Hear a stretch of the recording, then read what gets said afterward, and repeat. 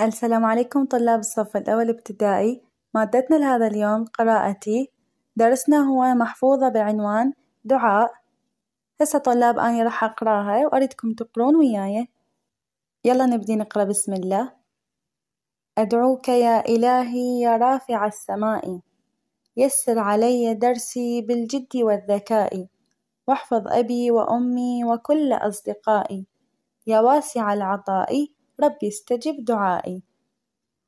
أدعوك يا إلهي يا رافع السماء، يسر علي درسي بالجد والذكاء، واحفظ أبي وأمي وكل أصدقائي، يا واسع العطاء ربي استجب دعائي. وهسه طلاب راح أقرأها وأريدكم تقرون وياي. يلا نبدي. أدعوك يا إلهي يا رافع السماء، يسر علي درسي بالجد والذكاء، واحفظ أبي وأمي وكل أصدقائي، يا واسع العطاء ربي استجب دعائي. وهسه طلاب راح أقراها آخر مرة.